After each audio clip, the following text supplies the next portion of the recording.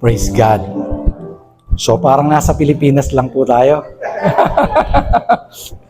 Praise God. I'm grateful to God for sending us here again in USA. I think we are all sent by God from the Philippines because we are apostolic people. Sent one. Amen? At habang umaawit po tayo, damang-dama ko na nasa tamang lugar ako. God has purpose in everything. Way back 2009, I think, 08, nung huli kami magkita ni Pastor Edward. Nung unang kami magkita sa Brooks Point, si Isaac, ano pa lang? Late pa lang, mga 3 years old o 4 years old, parang ganyan, magpo-4 pa lang. Di ko akalaing magkikita kami rito. And I remember na nandito sa Brooks Point, ini-introduce niya ako sa pinakamasarap na lapu-lapu. Yung suno na tinatawag. Marami red snapper, pero yung suno, no? Yung lapu-lapu talagang pang-hotel. Kaya lang, hindi yung good size ang kinakain namin. Yung reject ng mga hotel. Kasi merong size eh. But something happened accidentally nang magkaroon ng problema sa bangka. At siya ay nagkaroon ng burn at dinala sa Manila, sa Jose Reyes Memorial Hospital. So ilang days, weeks na nandun siya para magpagaling. And we are grateful kasi hindi halata na nag-suffer siya ng ganun. No? Pero yun po ang kanyang istorya. At nang pumunta na siya rito, lost contact na. But, nagkikita kami sa Facebook. So ano ba, Taglis ba o okay lang Tagalog? Okay. At, nung babalik kami, kasi wala po sa schedule ko talagang mag-speak dito. Ang Diyos lang ang nag-schedule. Wala kang magagawa pag ang Diyos ang nag-schedule. Because God has something store for you. So, nung magkita kami, sabi niya, nag-aaya siya ng kahit sandali lang. Mag-dinner lang tayo sandali.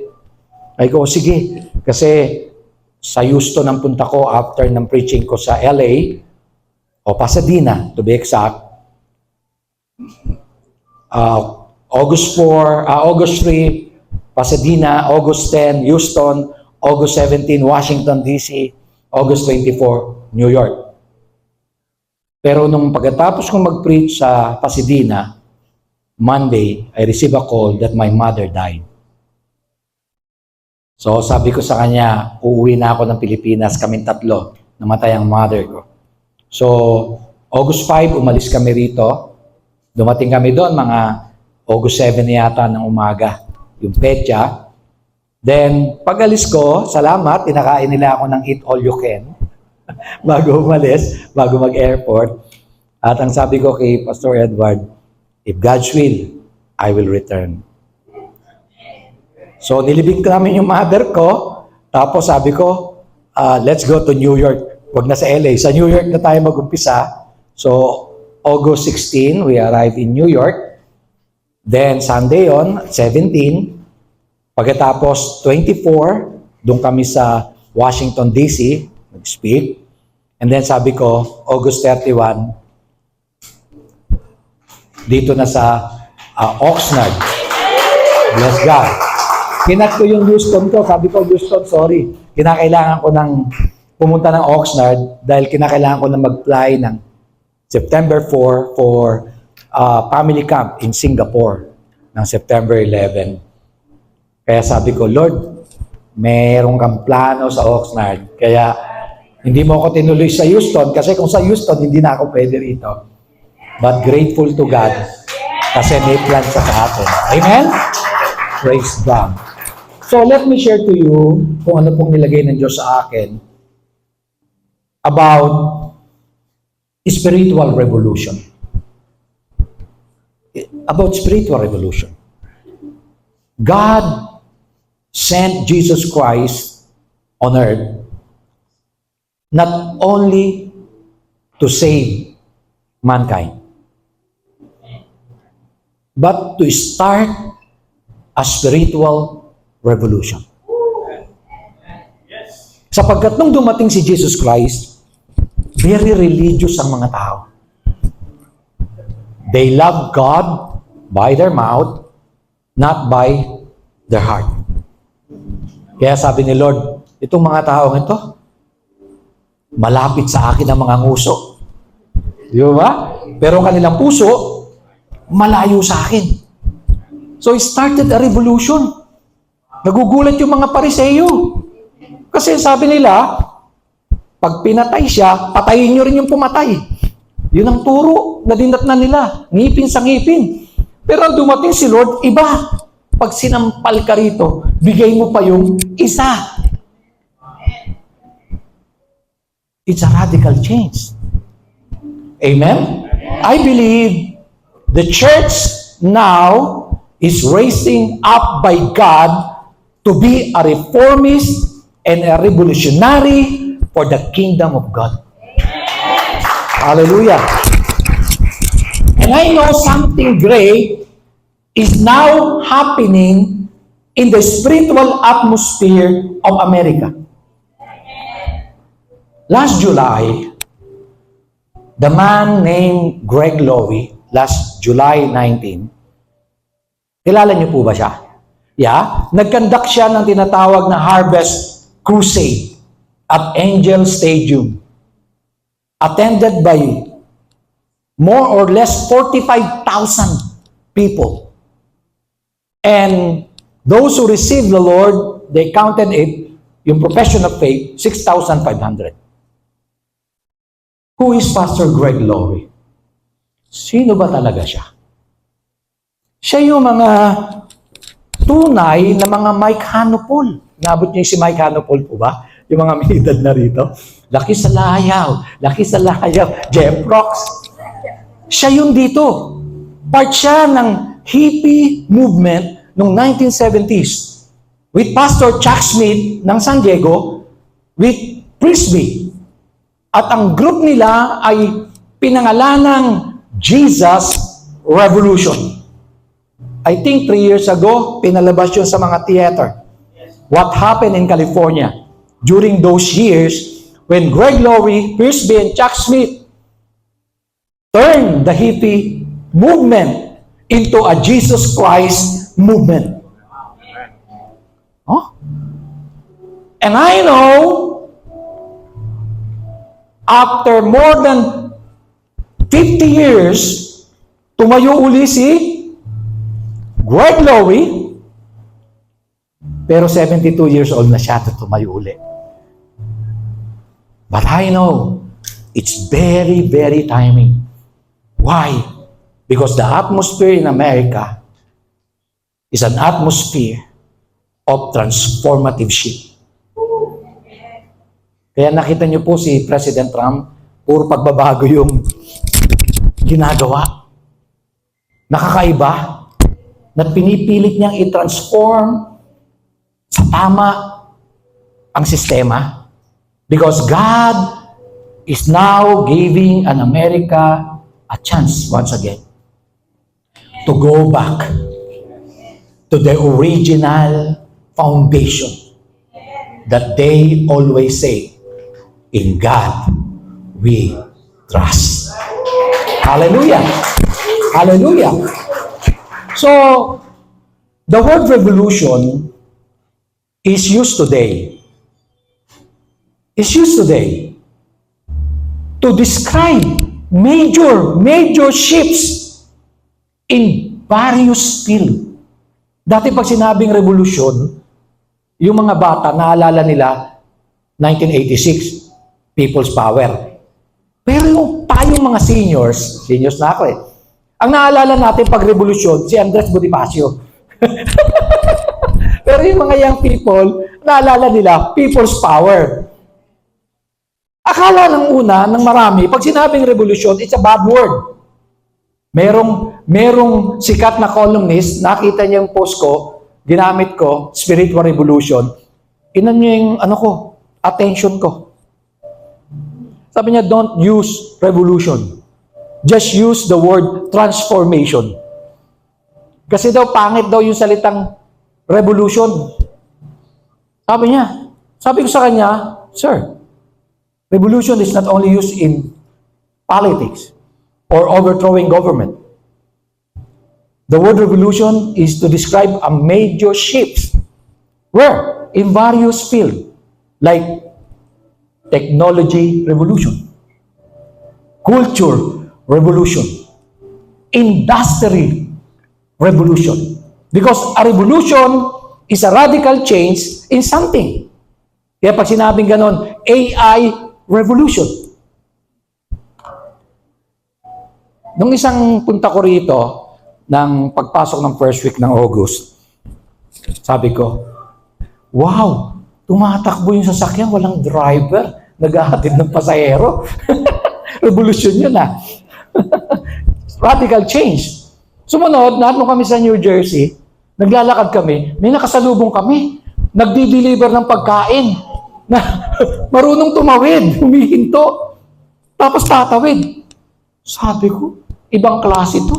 Church na lang ang hindi nagre-revolusyon. The same yesterday, today, and forever. Pero lahat, nagkakaroon na ng radical change. But I believe an apostolic people will create a different kind of mood. A radical change. Because the usage describes a major transformative shift in a particular field of society. Sabi ko, bakit kaya puro may word na revolution ngayon? Industrial revolution. Ano yon? Isa doon yung sasakyan. Pumunta kami ng Vegas. I think, August 2 yata. Sabi ko, bakit yung driver namin nakataas yung dalawang paa? Sabi ko, paano to pag nakatulog? Sabi ko, Kuya, magalala. Kalkulado nito. Hanggang 5 sa highway, pagdidikit na, usapong babagal. Sabi ko, ano ba yan? Tesla to. Yan. Sabi niya, Tesla to. Kusang lumili ko pag pinogram niya. Sumusunod doon sa guhit ba? Sabi ko, ang galing nito Walang aksidente dito pagka, sabi ko, maliban na lang kung bumungga sa'yo sa gilid. No? Pero kung tumatakbo, sabi ko, ibang klaseng revolusyon Industrial. Sabi ko, ganun, Lord. All truth is parallel. Habang nagre-revolusyon ang physical, ang spiritual din, nagre-revolusyon din. Amen? Amen? Kaya gusto ko pong maintindihan natin, hallelujah, na tayo ay tinawag. Ang mga Pilipino ay tinawag ng Diyos na ikalat. Hindi lang para maging maganda ang buhay, kundi magdala ng mensahe. I think last May, merong nag-prophecy na Asian, hindi Pilipino. Sabi niya, ang Pilipinas daw ay tulad ng maliliit na bangka. No? Na naka-steady lang. Pero bigla daw nagpadala ang Diyos ng ulan. At ang ulan ay lumalim ang tubig. Pagkatapos, lumakas ang hangin, tinangay daw yung maliit na bangka. At yung maliit na bangka, napunta sa malaking bangka.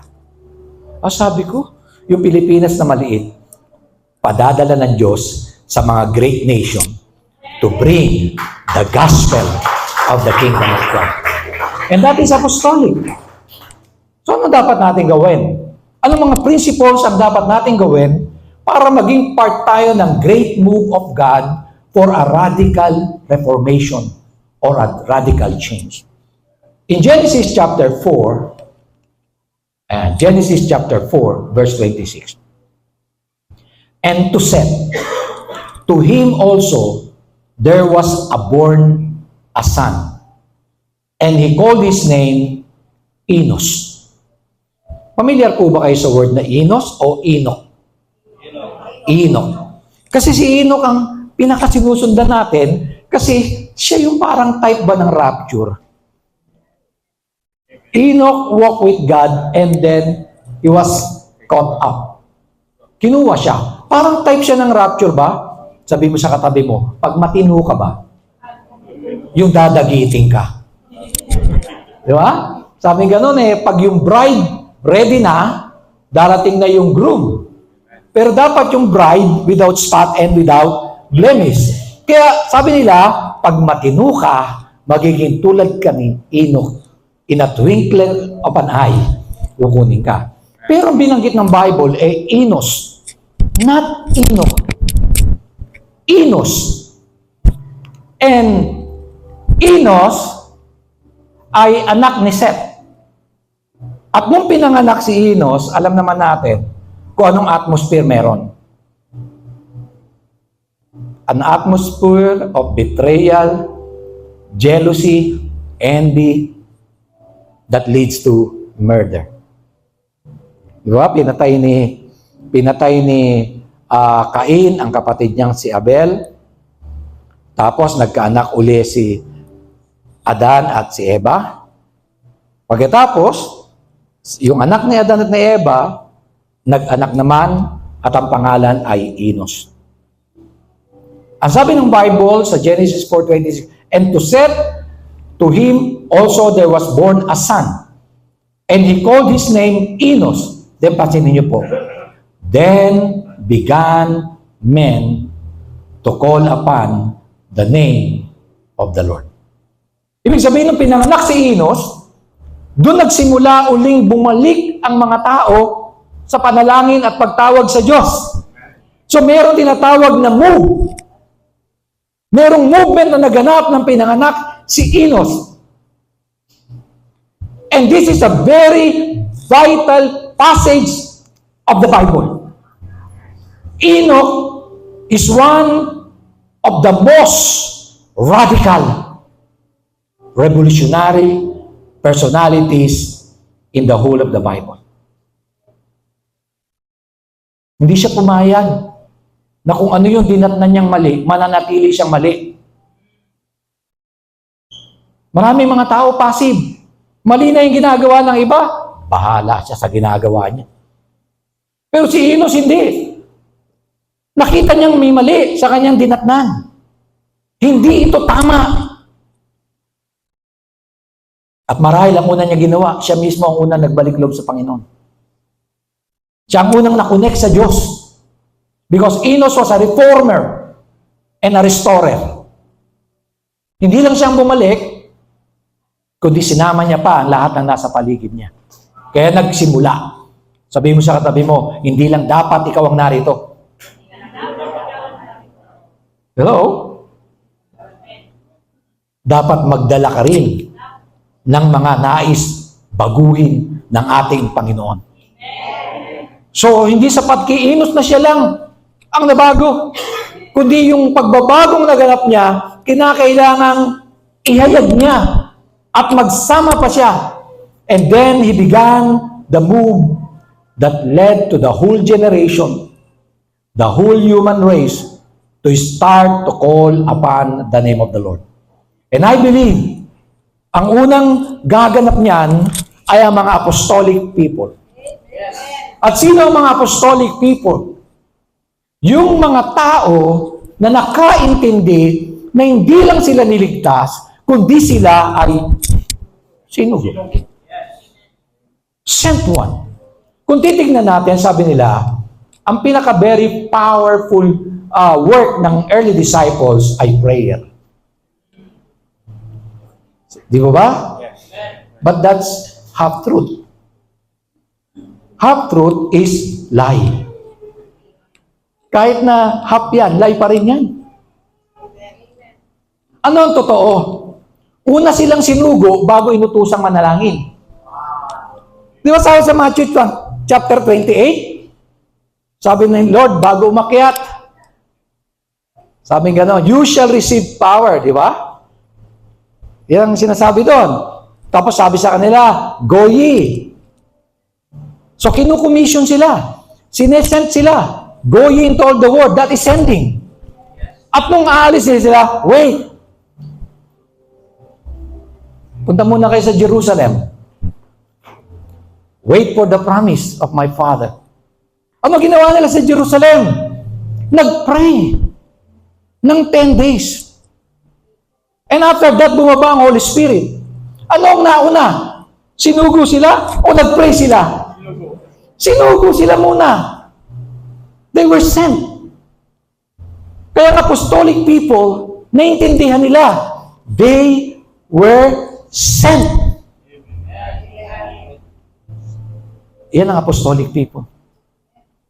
Alam niyo po, bakit kinakailangan maintindihan natin that we are sent? Kasi, pag si pastor inutusan kong pumunta ng Baguio at sinabihan kong bili niya ako ng walis at ng shepherd's ube jam,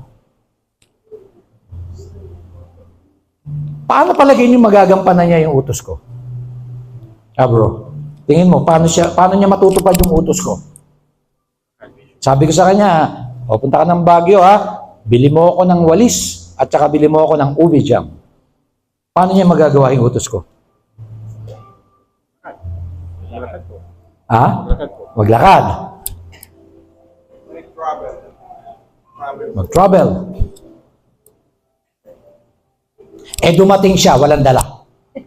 Nakapag-travel na siya. Pagdating niya, wala siyang dala. Sabi ko sa kanya, inutusan kita. Sabi ko, bili mo ako. Di ba, magagalit ako. Asan walis? Nasaan ang ubi jam? Tapos nakita niya akong galit. Mas magagalit siya. Sasabihin niya sa akin, binigyan mo ba ako ng kakayahan para magawa ko yon? Binigyan mo ba ako ng pambili? Hindi. O kaya naman pala hindi ko nagawa ang inutos mo kasi hindi mo ako binili. Pero ang Diyos sabi ganun, humayo kayo. Sinesend ko kayo. Pero para magawa niyong magayan, lalikitan ko kayo ng kapangyarihan. You shall receive power when the Holy Spirit will come upon you and you will be my witnesses. Ibig sabihin, kaya napakahalaga ng apostolic, naintindihan mong sinend ka at ang nag-send sa'yo ang Diyos at alam mo lahat ng pwersa ng langit papadala na sa'yo to accomplish your mission. Pero kung hindi mo naintindihan sinend ka, bahala ka sa buhay mo. Hindi naman kita pinahayo Di ba, tayo mga mister, no? Dumating tayo, saya natin, may dala tayong pasalubong, no? Sa asawa natin, no? Isang bucket ng Jollibee, no?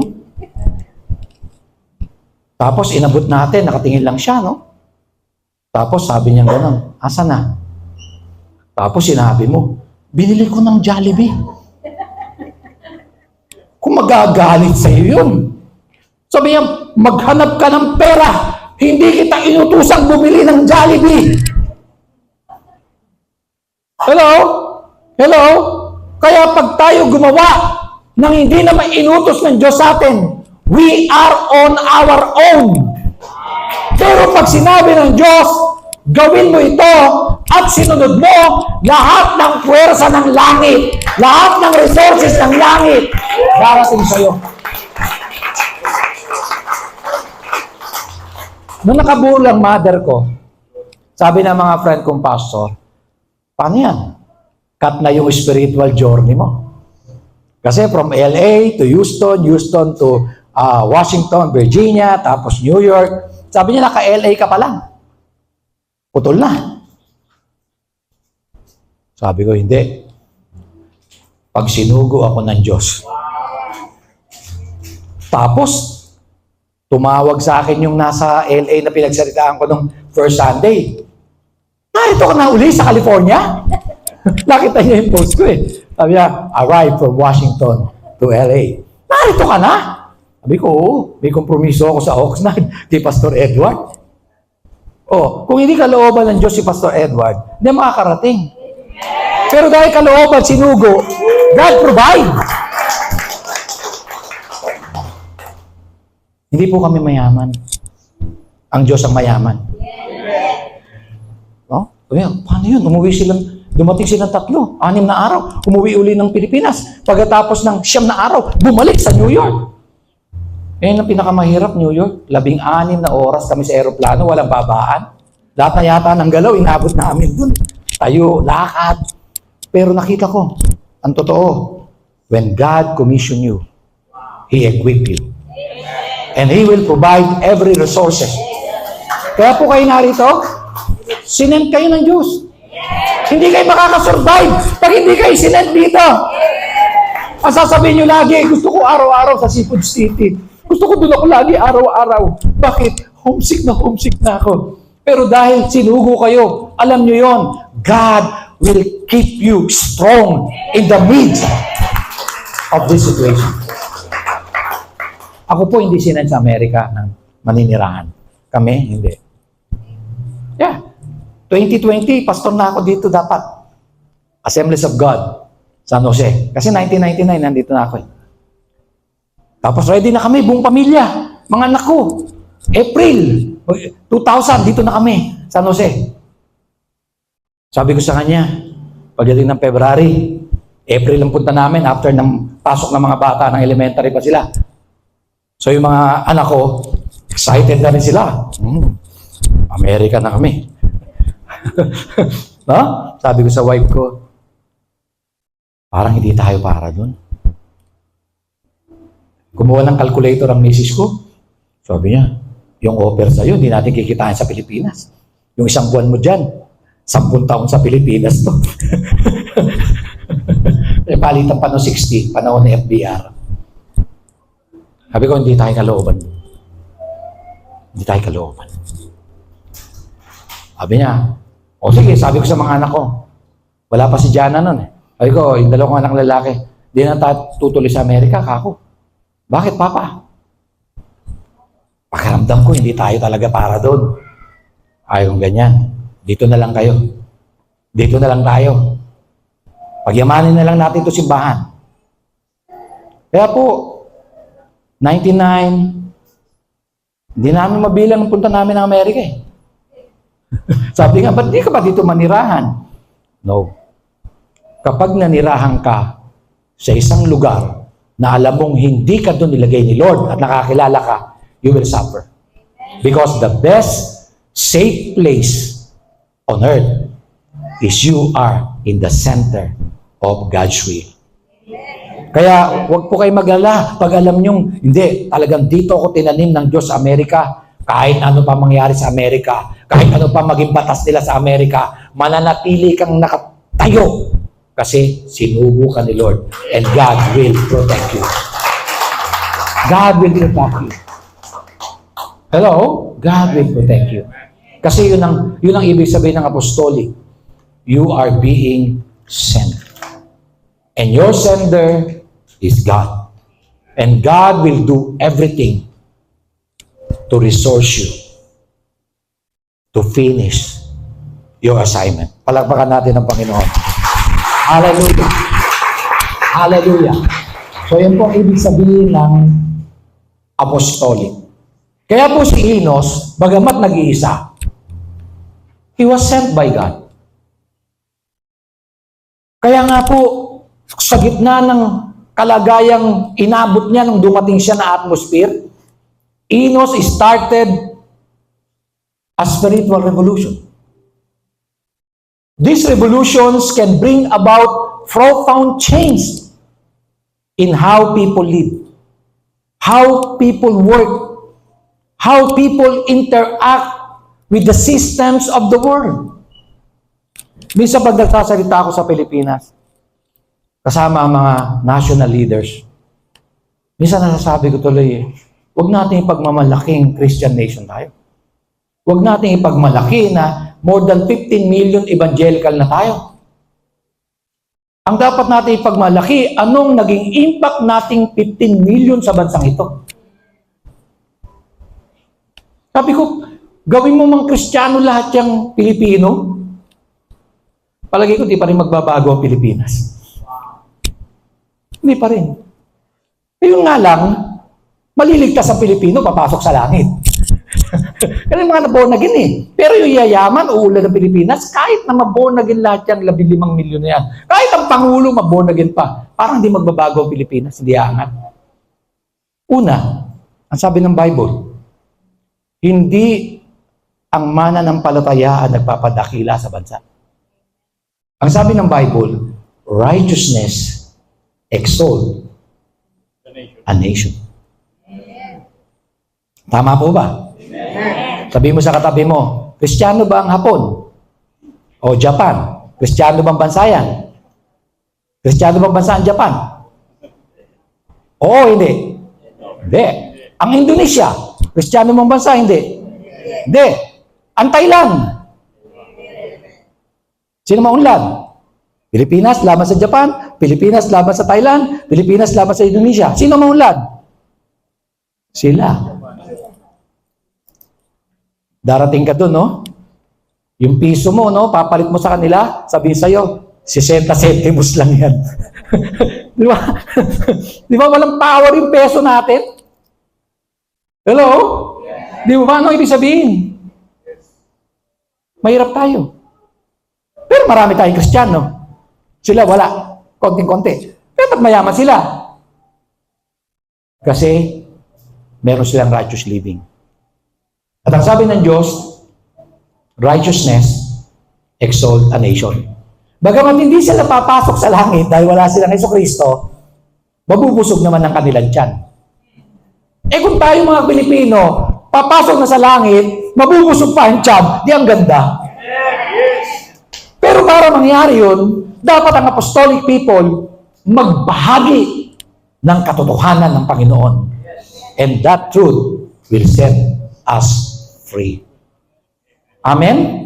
Amen?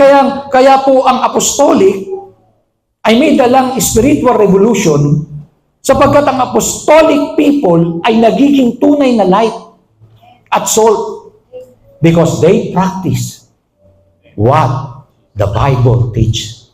They apply it. Amen? Amen? Amen? At para mangyari yon, dapat naintindihan natin kung anong ibig sabihin that we are apostolic people. We are sent by God and God equipped us to fulfill that assignment. Amen? Amen? Hallelujah. So, paano po natin ito umpisahan? Ano yung kailangan natin para mag-start ng spiritual revolution? Ako po, taga-Tondo po ako. Lahi namin 1800 pa. Nakita ng mga ninuno namin kung paano si Bonifacio at si Rizal binaril.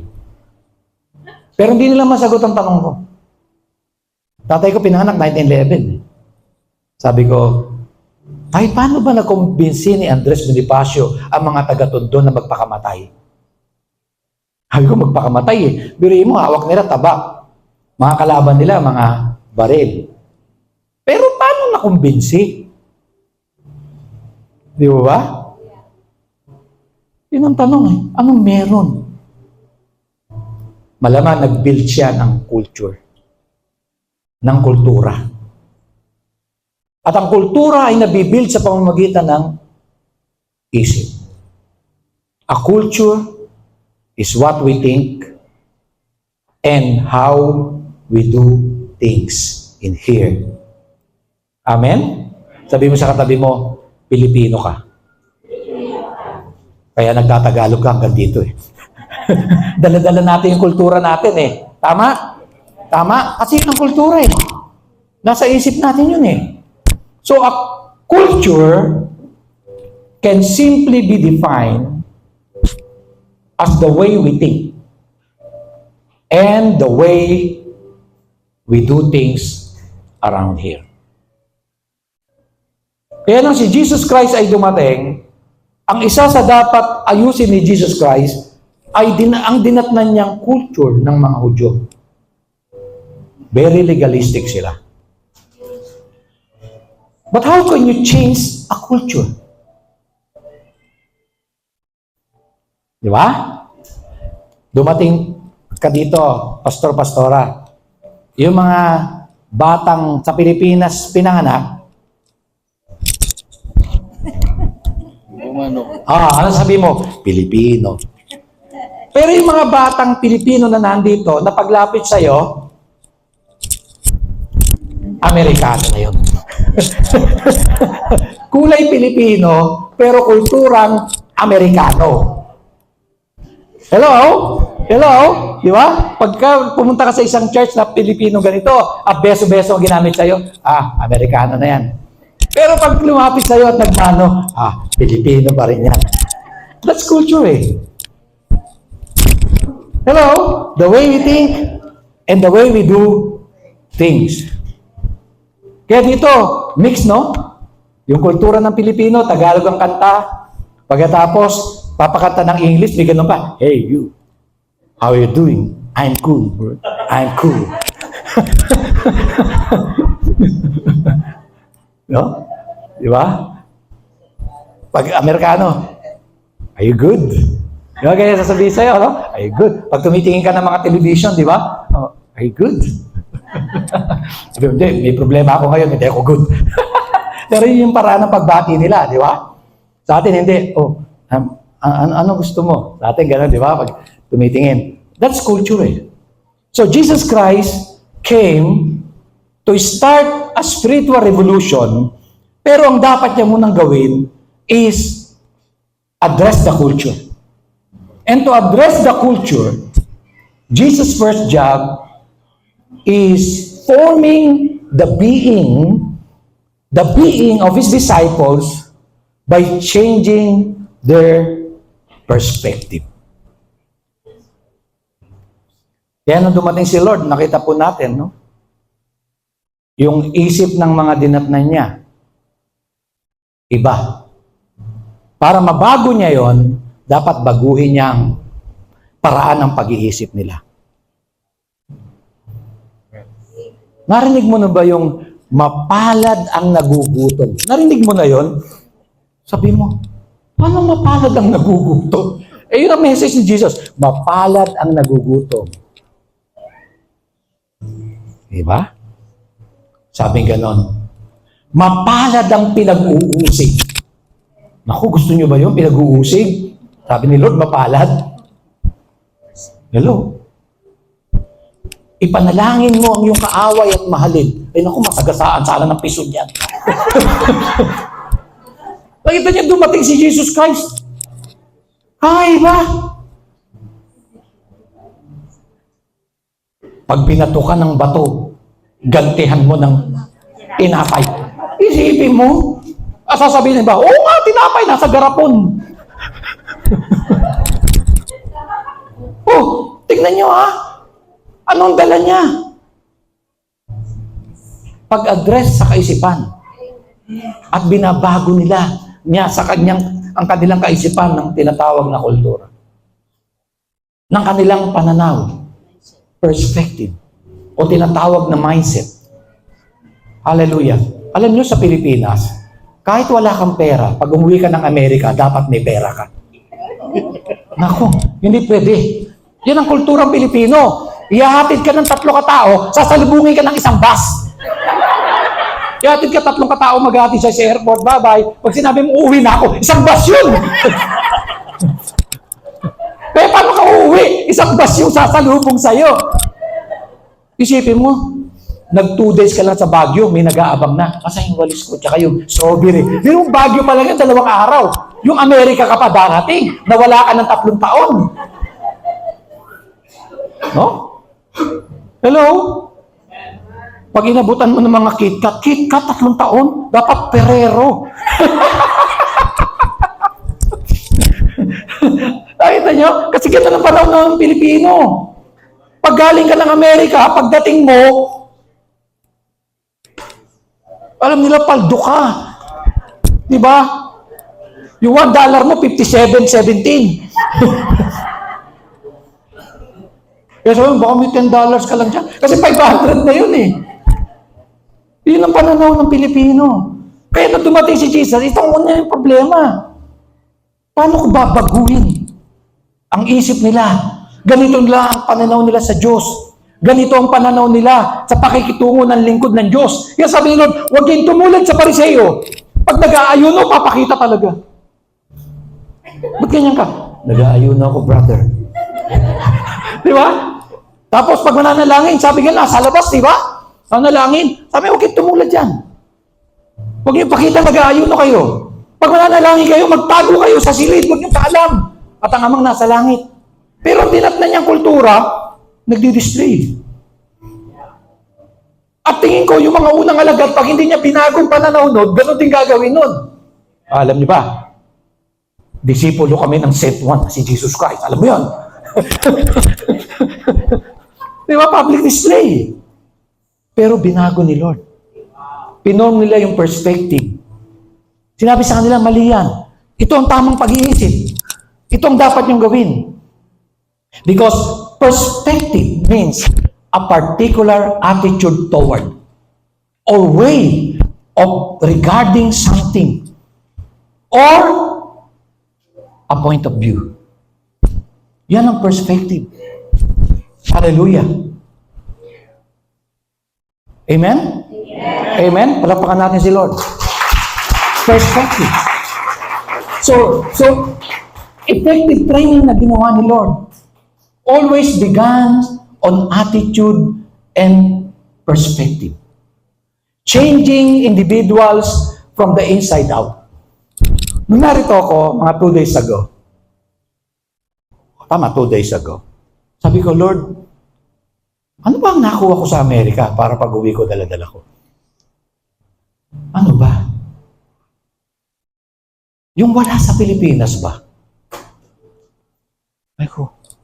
Sabi ng Lord sa akin, the difference between kasama and katrabaho, nasa loob ng church niya.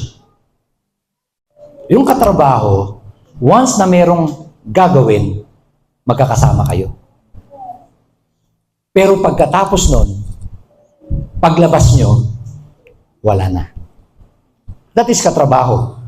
Di ba? Pumapasok tayo ng 8 oras, kakwentuhan natin yung mga office mate natin, paglabas natin sa opisina, wala na tayong pakialam sa isa't isa. Di ba? Katrabaho yun. Yung kasama, iba. Relasyon yun, di ba? At yun ang kulang sa church. Hello? Yes. Di ba? Meron tayong pananampalataya sa Pilipinas eh. Nasa kanan mo, di ba? Babatiin mo. Nasa kaliwa mo, babatiin mo. Pag nagsabay kayo sa jeep, hindi kayo magkakilala. May step na kayo parehas. Kasi ayaw mo ilibre. Ayaw mo ilibre. Kunwari, hindi mo nakatabi. Pero magkatabi kayo. Ganon din sa evangelical church. Ganon din sa born again Christian minsan. Magkakasama tayo sa loob.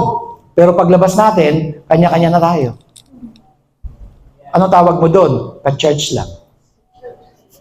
Pero hindi mo kasama. Hindi mo kapatid. Hindi mo kapuso. Hindi mo kapusod. Pero sa Biblia, binago ni Lord yan. Sabi ni Lord, kung paanong ako at ang Ama ay isa, dapat kayo rin ay isa. And that is not unity alone. It's not unity. It's a union. Bakit naghihiwalay ang mag-asawa? Unity ang dala. Unity. Ano ba example na unity? 2 quarter. Di ba? 2 quarter. Bumili ka sa $3 ng Mighty Band. Dinikit mo. Pero may kapangyarihan ka pa rin paghiwalayin yun. Hello? Pwede kang gumamit ng mineral oil para makalas. Yun, unity.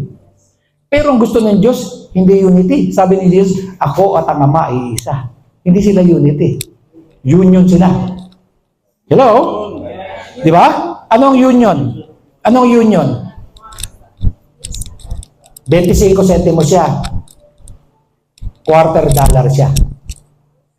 Pareho ko nilusaw. Tapos pinagsama ko sa isang hulmahan. Anong tawag doon? Union. Ano man ang gawin ko, hindi nililitaw ang 25 sentimo at hindi nalilitaw ang $quarter kasi union na sila.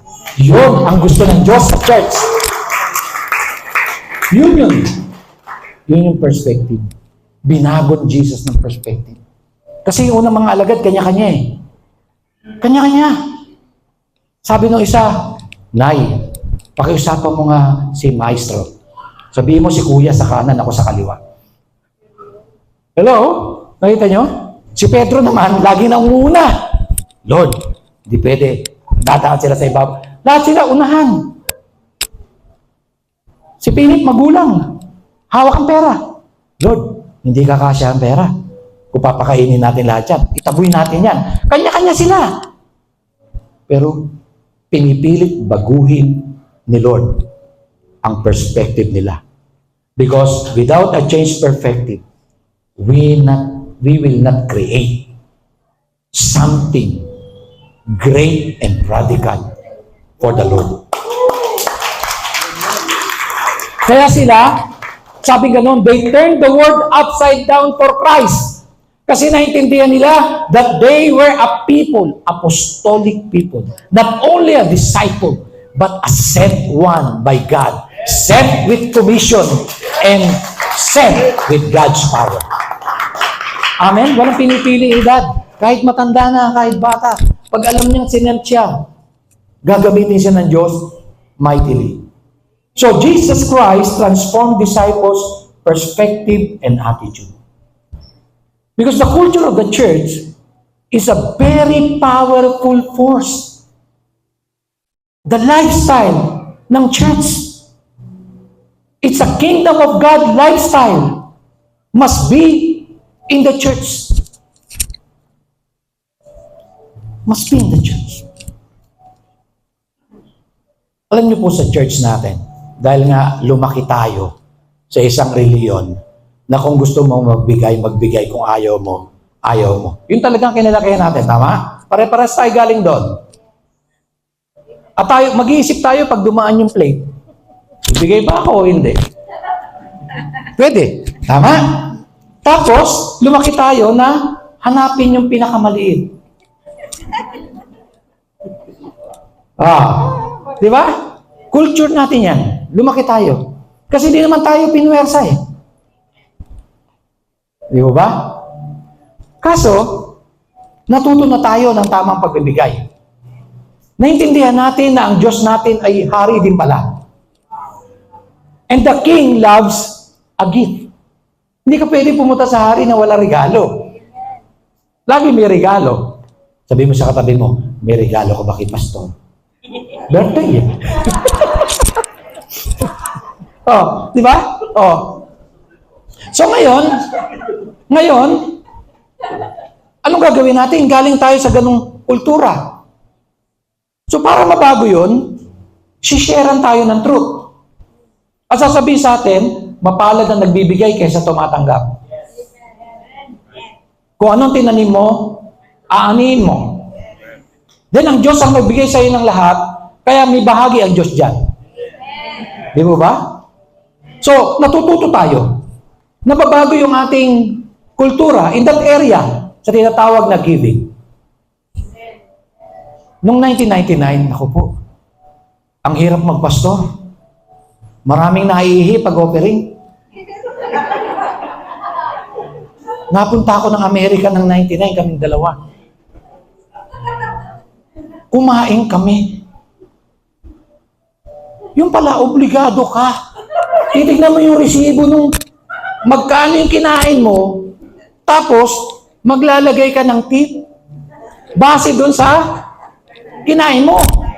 Eh tayo base sa sukli. Kung sukli, 5 tigsisingko, yun na yung iiwan nating tip sa waiter, di ba? Kukunin natin lahat ng papel. Kung ano yung parehang naiwan, ano tawag natin doon? Tip. Dito pala, hindi. Hello? Yung kasamahan namin nagpakain sa amin, sinuklian. Nakita ko kumuha pa ng pera. Sabi ko, wala yan, tip. Hindi, dadagdagan ko pa yan. Kulang yung sukli sa kinain natin. Sabi niya, bakit magagalit sa atin yun? Kaya nag-Google po ako eh. Sumakay ako ng Uber from New Jersey to Manhattan. Tinignan ko. Nakalagay doon sa Uber, pwede kang mag-tip, pwede hindi. Pero pag nag-tip ka, sasaya siya. Pero pwede ka rin mag-rate. Binigyan ko na lang ng 5 star. Di ba? Kaya sabi ko, grabe no, magtayo na lang kaya ako ng restaurant. Noong 1999, magtayo na lang ako ng restaurant. Bakit? Sa ayaw at sa gusto nila, magtitip sila. Sa church, libre upuan, libre mensahe, libre kuryente, lahat libre. Tapos umaalis, walang bayad. Eh kung sa restaurant mo gawin yun, pahuhuli ka. Pero, pahuhuli ka. Nakita niyo? Anong problema? The culture. Para baguhin mo yung kultura, turuan mo. Kaya si Jesus Christ, ang muna niyang trabaho na dumating, change the culture by teaching. Sabi nga ni Paul sa Romans 12, verse 1 and 2.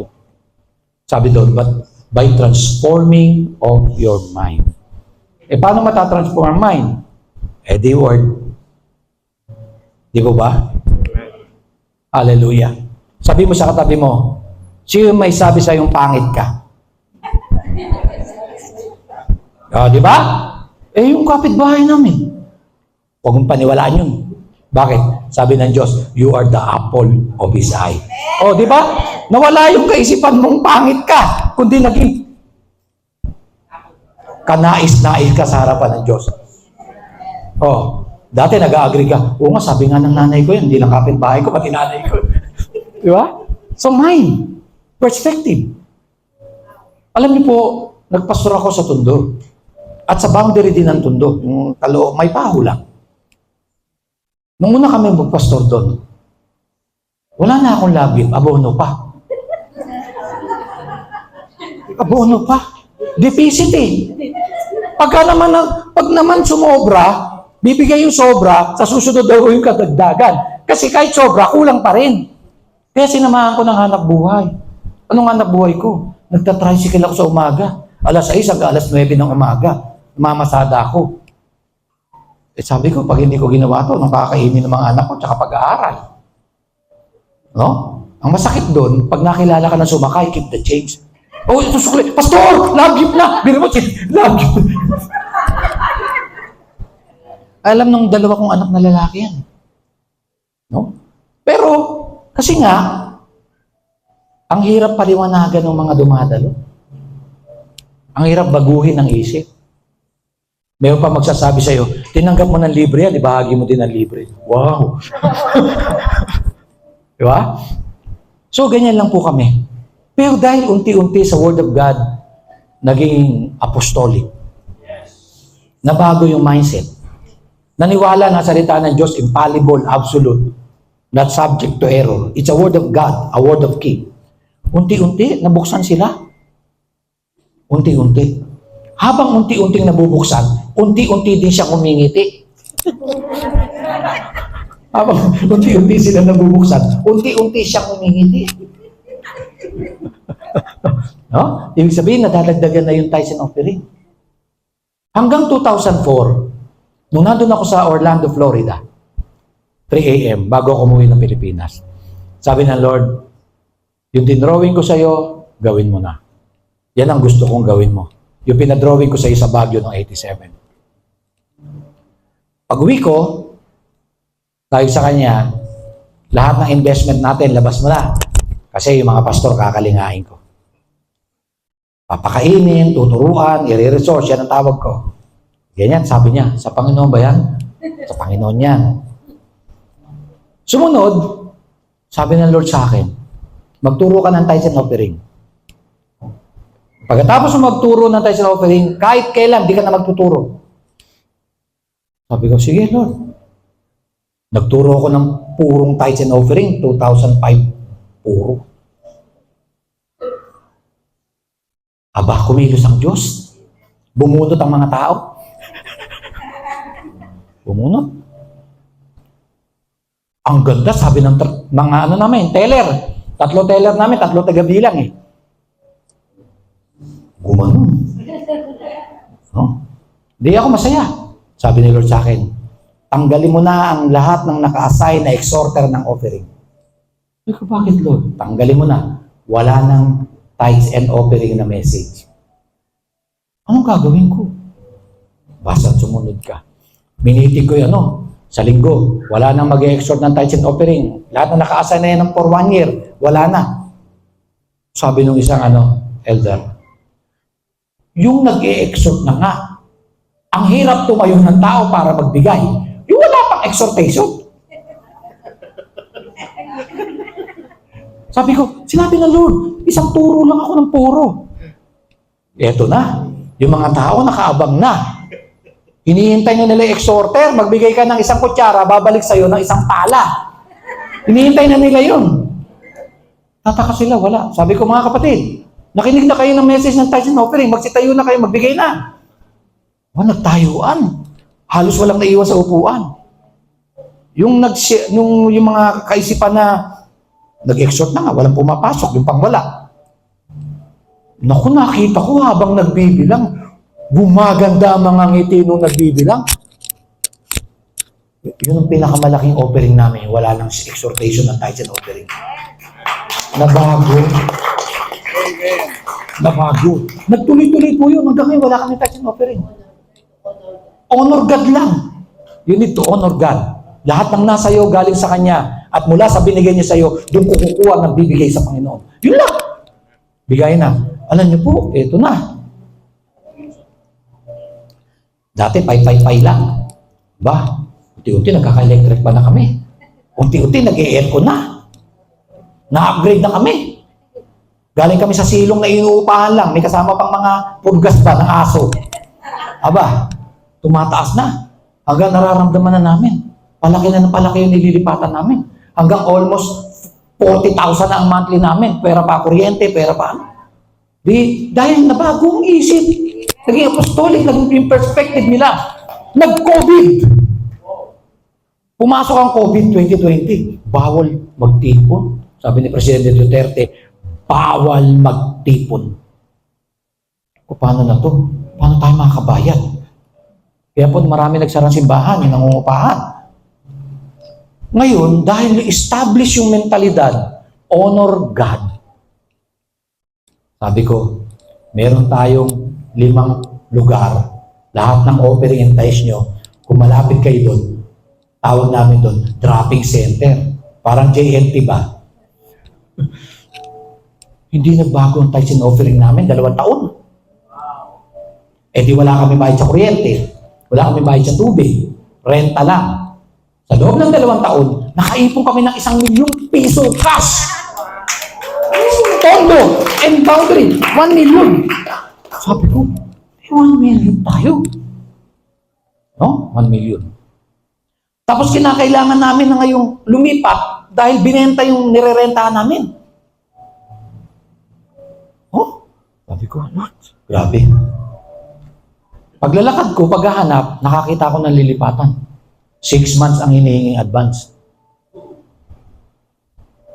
Oh, 40,000 ang renta. Sabi ko, pwede ba? 30 na lang. Sabi niya, hindi, 35. 210,000 ang ano mo. Di-deposit mo sa amin. Sabi ko, 210,000. Tapos paglalakad ko, nakakita ko ng Makating lote. 150 square meter. Lumalabas siya, 6 million pesos. Sabi ko, Lord, bibili namin yan. Kinausap ko yung congregation, bibili natin yan. Ay ko, nakaipon tayong 1 million. Binigay natin yung 200 plus doon. Mag-raise up tayo ng another 200 para maging 1 million. Sabi nila, Pastor, 6 na milyon. 1 million. Kinausap ko yung may-ari. No, natuklasan ko yung may-ari. Christian pala. Sabi sa akin, sige Pastor, binibili na sa amin yan. Pero dahil Pastor ka, ikaw na priority. Sabi ko, salamat po. Pwede po tumawad. Oo, 5 million na lang po. Pag-uusapan namin. Pinag-usapan ng family. Pumayag. Wala akong pera. Sabi ko, oh, pero magbigay ka na ng 200,000 para, ano na yan, earnest money. Pero binibigyan ka namin ng ganitong buwan pag hindi mo yan nabili. Amin na tong 200. Palapit na ng palapit. Sabi niya, Pastor, hindi na namin kukunin yung 200 mo. Sosoli na lang namin. Kaya mo nang ibenta namin sa iba. Mentalidad, pray ako kay Lord. Panginoon, may pinaalala sa akin pangalan. Pinuntahan ko. I go, sir. Tumingin ako ng lote, sir. Gagawin church. Oh, good. Magkano yan? Sabi niya, 6 million, sir. Pero natawaran ko ng 5 million. Meron akong 1 million, sir. Kulang ako ng 4 million. Sabi niya, anong gusto mo? Ayoko mangutang sa'yo, sir. Gusto ko humingi. Pahingi ng 4 na milyon. O sige, binigyan ako ng 4 na milyon. Glory to God! Binigyan ako ng 4 na milyon. Kasi may Bible study ako doon sa company niya eh. So sabi ko, bihira. Hanggang rapture yata yung pag-love gift ko doon eh. 5 milyon eh. Magkano ba i-love gift ko 1 linggo pag nagturo sa company niya? 5 milyon yun. E di, napatransfer ko na sa pangalan ng church, no? Ipon kami uli. Within 2 years, 2022 to 2024, nakaipon kami uli. Grabe. 2 milyon na naipon namin. Dahil lang sa mentalidad. Nakaipon kami 2 milyon. Ang tapang ko, sa biyaya ni Lord, kumausap ako ng architect at structural engineer. Nagpa-drawing ako. 3 palapag. Yan, no? Sabi sa akin, kapag ito ay kontrata, siguro 30 to 35,000 per square meter. Almost 400 square meter yan, imumultiply mo yan ng 35,000. Sabi ko, wala naman ganung pera. Kami na lang ang gagawa. Kukuha na lang ako ng mga skills, mga members sa church. Sabi niya, o sige. Alam niyo pong ginawa ng structural engineer? Sabi niya, patay ko libre. Kada punta ko, pakainin mo lang ako. Kaya 6 na buwan na pumupunta yung structural engineer, pinapakain lang ng Jollibee, ng Sabi ko, kilos. Ganun siya. Ang problema, 2 million lang pera namin. Kinamusta ako na nagbigay ng 5 million. How's the lot, Pastor? Sabi ko, sir, may drawing na. Oh, talaga? Oh, sir, may 2 million na kami. Magkano buti ng building? Sabi ko, sir, siguro mga 9 million hanggang 10 million. Sabi niya, okay, bigyan pa kita 2 million para pantayo. So, 7 million na nabigay niya. Meron ako isang kapatiran na businessman din. Sabi niya, magpapagawa ka na raw ng church. Sabi ko, magpapagawa na ako eh. Kaya lang, kulang ang pera ko. Sabi niya, bigyan kitang 1 million. Binigyan ako ng 1 million. Di 5 milyon na yung hawak ko. Sabi ko, hukay na. Tawag bahala na si Lord mag-supply. Hindi tumitigil. Saan nagsimula? Perspective. Saan nagbago? Na lahat ng nasa iyo, galing sa Kanya, at mula doon sa binigay sa iyo, doon ka kukuha ng alay sa Panginoon. That is perspective. At alam mo, tama ang Diyos. Binless sila. Pinagpala sila. Kasi ang sabi ng salita ng Diyos na nakuha ko, pahalagahan mo ang mahalaga sa Diyos at papahalagahan ng Diyos ang mahalaga sa iyo. Sabi mo sa katabi mo, pahalagahan mo ang mahalaga sa Diyos at papahalagahan ng Diyos ang mahalaga sa iyo. Saan po galing yan? Seek ye first the kingdom of God and His righteousness, and all these things will be added unto you. Perspective. The culture of the church is very powerful force. Doon ko nakita na naging kultura na nila ang magbigay. Hello? Maliit na church na mahirap yung mga tao pero nagsimula mabagong isip. Ito for the glory of God. Pag nangailangan kami ng 50,000 at nag-announce kami, hindi tapos ang announcement, tapos ang 50,000. Totoo po yan. Ayan ang Diyos. Pero sa akin magsisimula. So sabihin ko, kailangan natin ng 50,000. Kami mag-asawa magbibigay ng 2,000. Bigla may tatayo. Ako po 3,000. Ako po ganon. Tapos okay, after 2 weeks, collect. Kaya nga, ano nyo po ba yun? Sabi nung ready mix, yung daw rooftop, 150,000 ang halaga. So, kinakailangan namin ng 150,000 sa first week ng September. Pero wala na kaming problema. Kasi nung malaman namin yung pagdating ng July, 150 kailangan natin sa September. Listan nyo po. Apat. Yung apat, ibig sabihin ng apat na tigli 5,000. Isang tao lang yon. Pero, July ang pangako, bago mag-September, itong katapusan ng August, ang kakumpletuhan. Nakita niyo po yung kultura? It's a powerful force. Kaya nung dumating si Jesus, kultura ang dala niya. Kultura ng kaharian ng Diyos. Inalis niya sa kultura ng reliyon. Nilipat niya sa kultura ng Diyos. Kultura ng kaharian ng Diyos. Palapakan natin ang Panginoon. It's a powerful force. Kaya pag ang kultura dito, apostolic, kitang-kita natin. Nakita niyo naman si sister, no? Batang-bata, pero ganun-ganun lang, ang lakas ng anointing, no? Hindi naman kumanta yun, di ba? Napapaindak nga kami ni brother, eh. Bakit? May presence of God, eh. Hello? May presensya ng Diyos, eh. No, walang instrumento lang, si Isaac lang.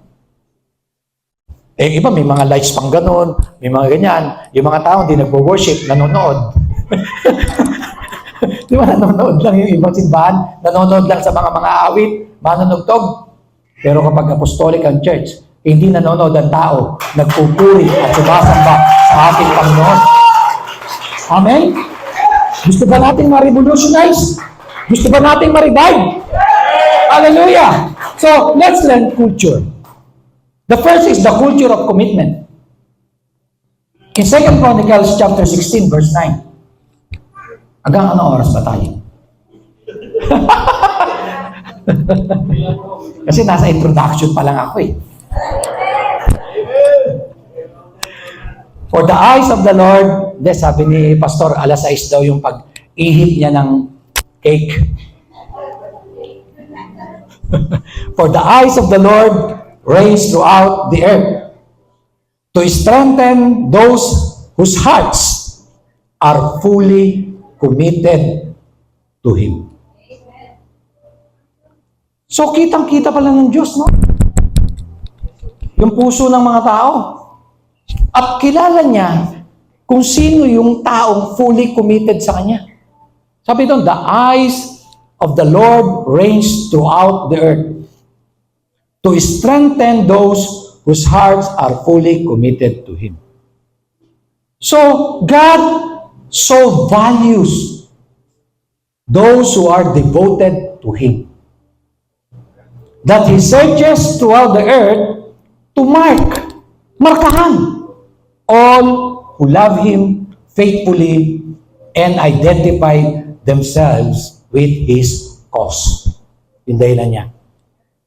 Kanina, hindi pa ako nagsasalita, nasasakyan pa lang kami. Sabi niya, pwede ka pa bumalik sa bago magkatapusan ng November? Ito, Divisoria.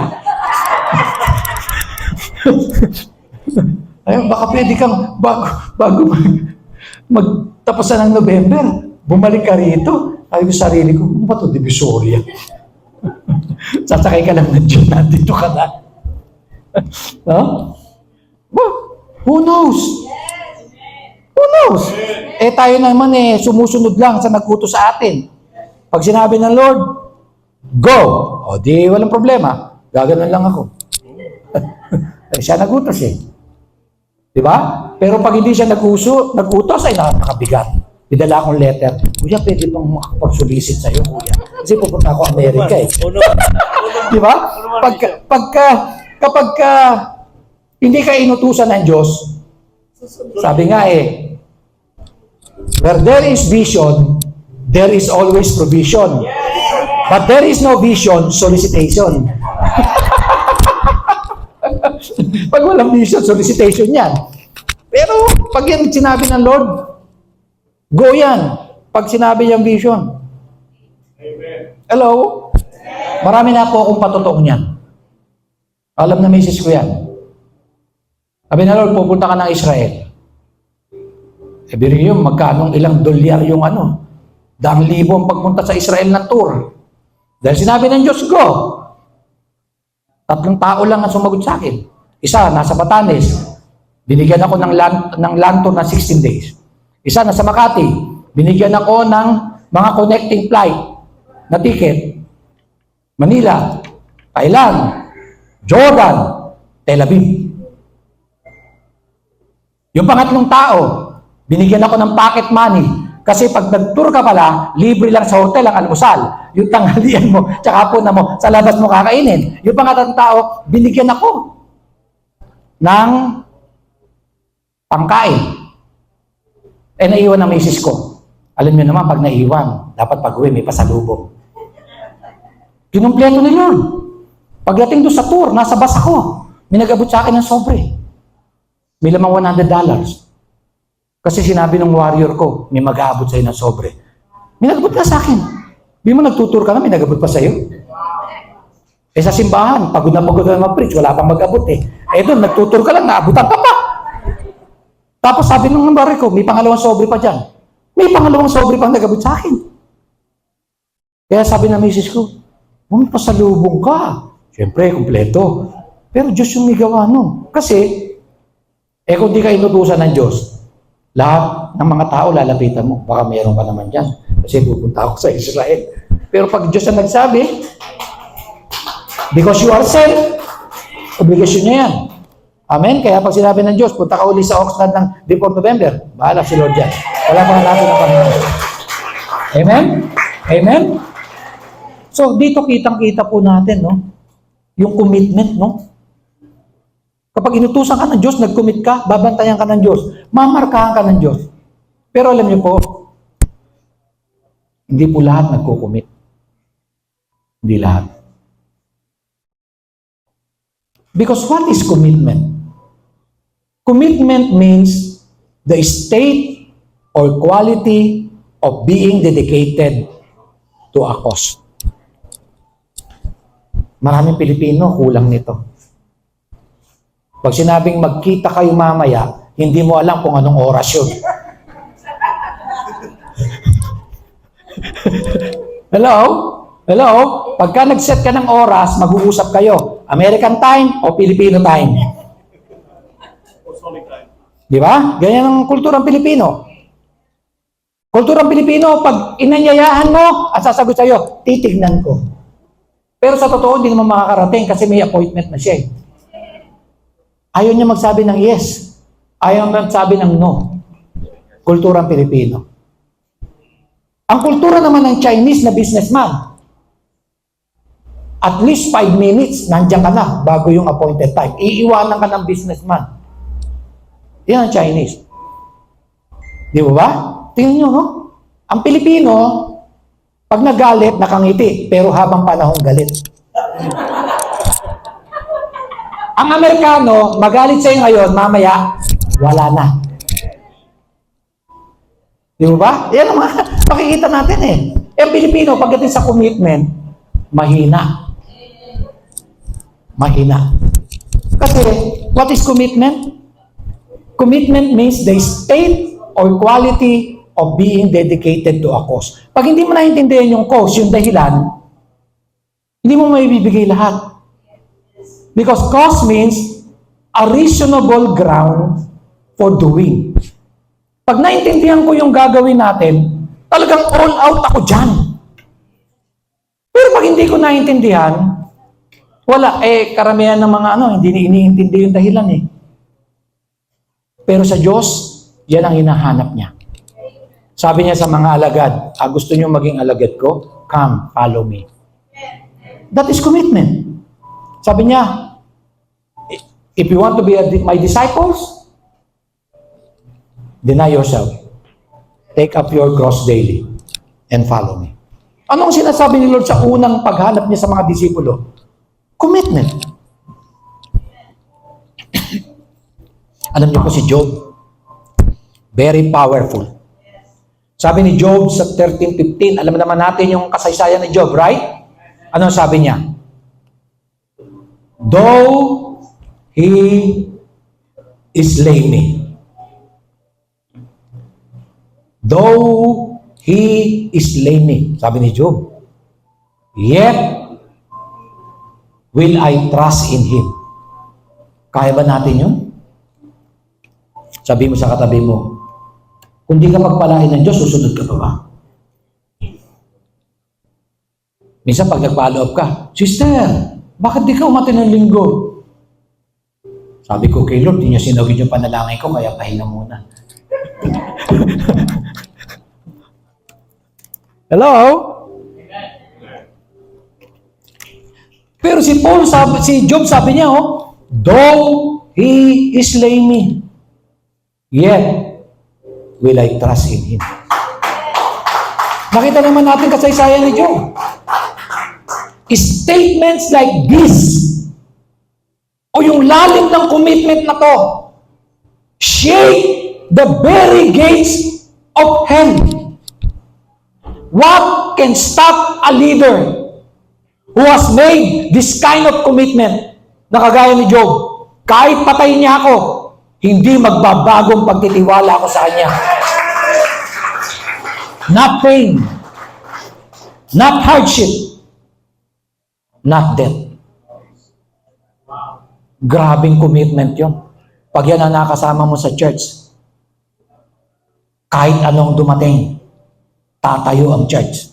Pag ganyan ang mga nakasama mo, mga apostolic people, very committed. Nung nandun ako sa New York, sabi ko sa aming pamilya, tingnan nga natin yung memorial.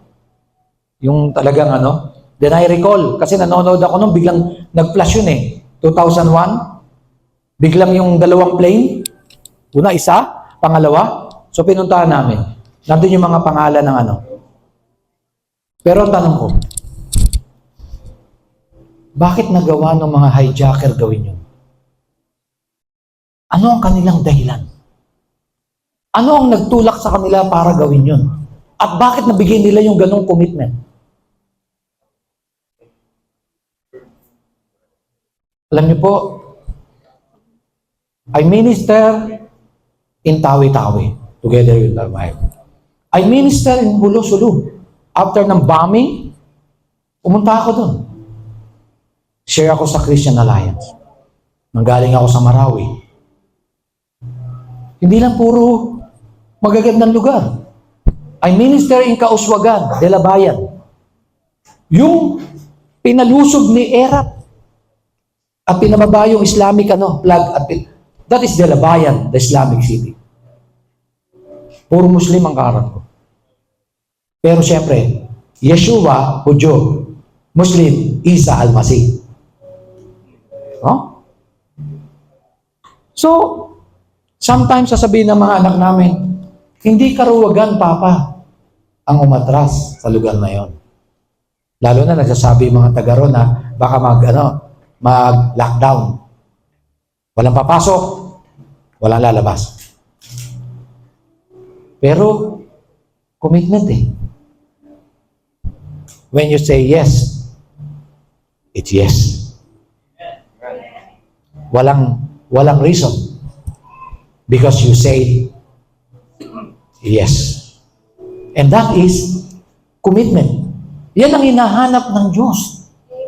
Tingnan niyo yung nagatid sa Panginoon, 500. Pero yung napunta sa upper room, 120. Asan yung 380? Kaya hindi na sila pinansin ni Lord. Wala silang commitment. Tinest ng Diyos yung commitment nila. 500 sila sinabihan, go ye and make disciples of all nations. Pero, first, go to Jerusalem. Pero pag binasa natin, 500 ang nagatid, 120 na lang ang nasa upper room. Nabasa niyo ba yun? 120? Kasi yun lang ang committed. Hindi lahat na nakakarinig ng sa Diyos ay talagang nagkukumit. Pero mapalad ang mga taong totally nagkumit. Hallelujah! Hallelujah! Kaya importante po, para maging tunay na apostolic tayo, commitment tayo. Why has terrorism, for instance, become such an international problem? Because terrorists already have given up their lives for their cause. Dahil sa dahilan na yun, tinanong ko yung isang taga LA, alagay mo ba bakit nagawa nilang ibigay ang buhay nila? Pastor, sabi ng paniniwala nila, pag binigay nila ang buhay nila para kay Allah, 7 birhing babae, naghihintay sila sa susunod. Ibig sabihin, may dahilan yung kanilang commitment. Sabihin mo sa katabi mo, bakit ka sumusunod kay Lord? Sagutin mo, sabi mo, wala lang.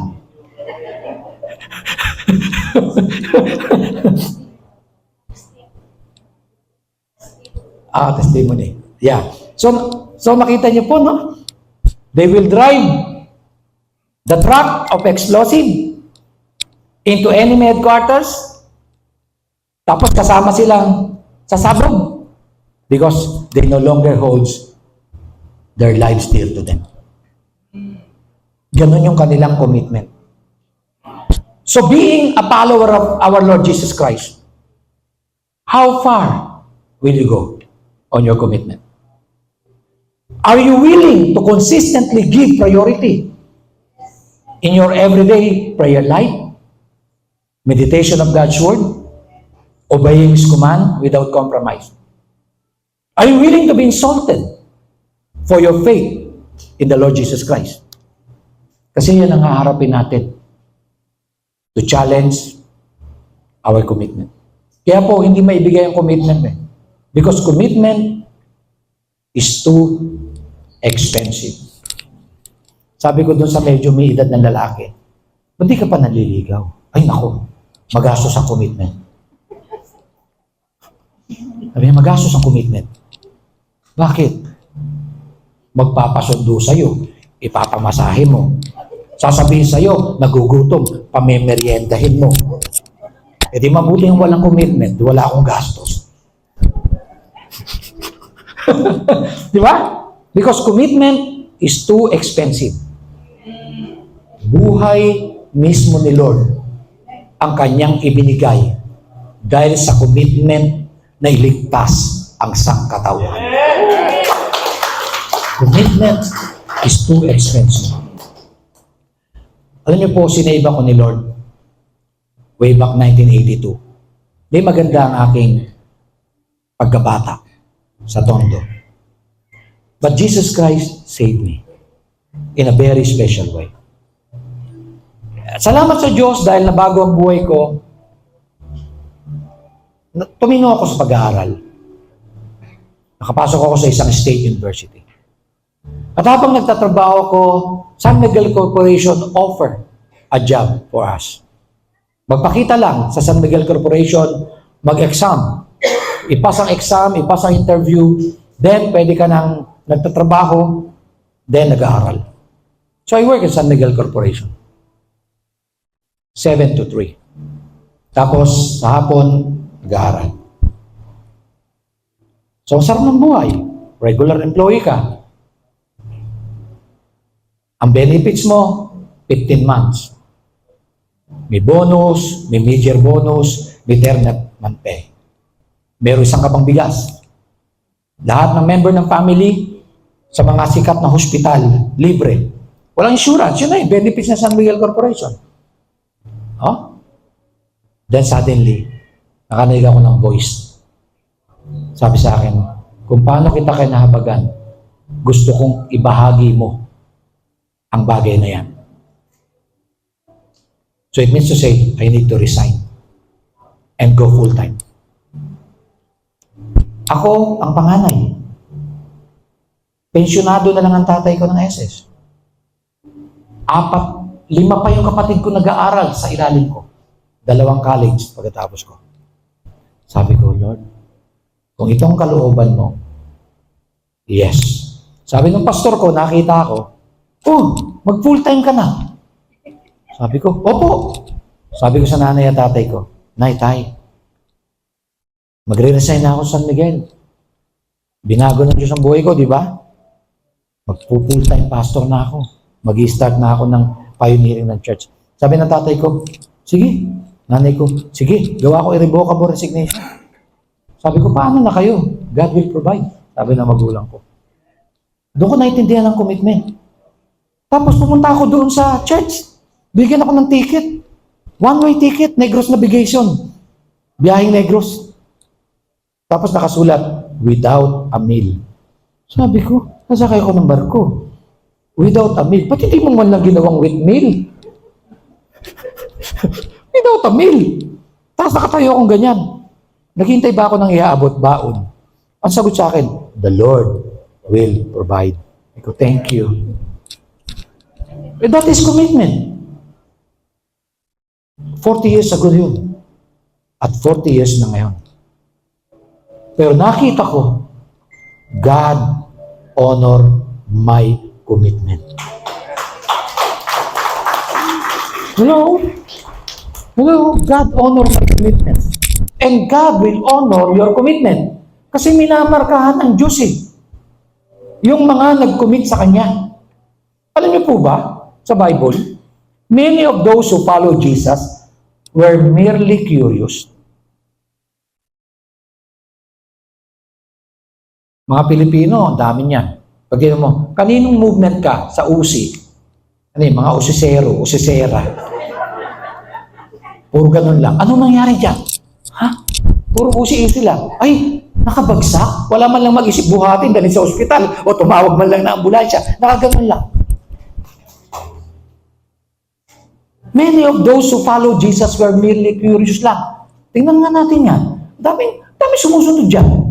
Tapos, others were convinced of the truth of what he was teaching. Totoo yan, tinuturo niya, totoo yan. But only a few were fully, personally committed to Him and to His purpose. Kaya ginawa ni Lord. Tinest yung kanilang commitment. Tinest yung commitment nila. Sabi ni Lord, itong mga taong ito, okay na sana sunod na sunod sa akin. Pero parang may problema eh. Pinakain ko sila, 4,000. Tapos, yung pang-asawa pa, mga ano na, may nagtawag pa, naging 5,000 na ngayon. Di ba, no? Pangalawang himala, 5,000 na. Sabi niya, sinusundan ba ako nito dahil sa libreng pandesal? Di ba, Pilipino, kung saan may ayuda, nandun ang pila. At pagkatapos nung, pag nabalita ang may ayuda uli, may kasama na. Di ba? Sa pamilya, ginawa ni Lord. Sabi niya, makinig kayo. Sabi niya, ako ang tinapay na nagmula sa itaas. Kailangan kainin niyo ang aking katawan at inumin niyo ang aking dugo. Kung hindi kayo pwedeng maging alagad ko. Ano sabi ng Bible? Nag-usap-usap yung mga tao. Bro, di ko na kaya. Heavy na ang teaching, brother. Di ko na kaya. Sabi ng isa, oo nga, kanibalism na. Kainin na natin yung katawan. Tsaka inumin natin yung dugo. Hindi na. Nauubos ba? Natira yung 12. Sabi ni Lord doon sa 12, kayo, ba't narito pa kayo? Sabi ni Pedro, Maestro, saan kami pupunta? Sa'yo namin natagpuan ang tinapay ng buhay. Nakita nyo, tinesting ng Diyos. Tapos, merong napakayaman, no? Sumabay pa eh. Good Lord. Mabuting, kami niya. O ba't tinawag mo akong mabuti? Diyos lang. Paano ba magmana ng buhay na walang hanggan? Naglalakad eh. Sabi niya, gawin mo lahat ng kautusan. Ginawa ko po lahat. Meron pang kulang. Ano yun? Ibenta mo lahat ng iyong kayamanan. Tapos, ipamigay mo ang benta sa mga mahihirap. Ang tunay niya sumabay. Mayan, minto, patras na. Pakita niyo, di ba? That is test of commitment. Tinesting ko. Umatras. Mabuti hindi kagaya namin pastor si Jesus Christ. Kung hindi, babalikan namin. Sabi namin, naman, brother, di ka maabiro. Hindi biro ka lang eh. But Jesus never begged to anyone to follow Him. Parang kay Lord, hindi ako magkailangan sa'yo. Ikaw ang may kailangan sa akin. Jesus never beg. Kaya pag ayaw mo, ayaw mo. Hindi pastor lang yun. Sister, ba't absent ka? Kasi yung isang kapatid natin, inaway ako. Hayaan mo, papaalisin ko yun, ikaw hindi. Kasi sabi ng pastor, mas malaki magbigay ito kaysa doon.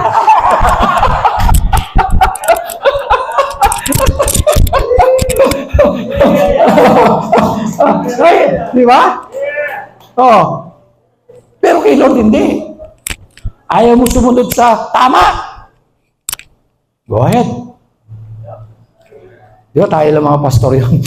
Yung hanggat maaari, huwag siyang umalis. Ibibitray natin yung iba. Hayaan mo, yun ang kasi mas malaki pakinabang ko sa iyo kaysa sa kanya. Pero kay Lord hindi. Kahit gaano ka kayang pag wala kang commitment, sorry ka na lang. Kasi mahalaga sa Diyos ang commitment.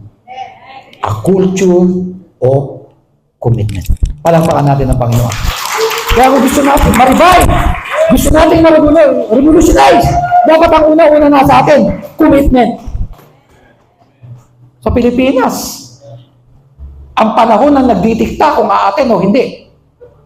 Lalabas lang sa pinto, malalaman mo na kung aatin hindi. Makulan mo naman. Uulan niya ata. Tapos pag, di ka umatin. Pastor, nag-aalala ako, baka umulan eh. Hello? Pero yung iba makikita mo. Naka-attend ka? Oo, pastor. Anong ginawa mo? Nagbahon ako ng damit. Nagsuot ako ng pambahay. Lumusong ako sa baha. Eh di ba, puro baha sa atin? Lumusong ako. Eh di wala nang simba ngayon. Puro baha sa atin eh. Tapos, pagdating doon, nagbihis ako, pastor. Kasi gusto ko magsimba. Naku, matutuwa ang pastor na yon. Mapapalakas yung pastor na yon. Bakit nakatagpo siya ng isang taong committed talaga sa Panginoon?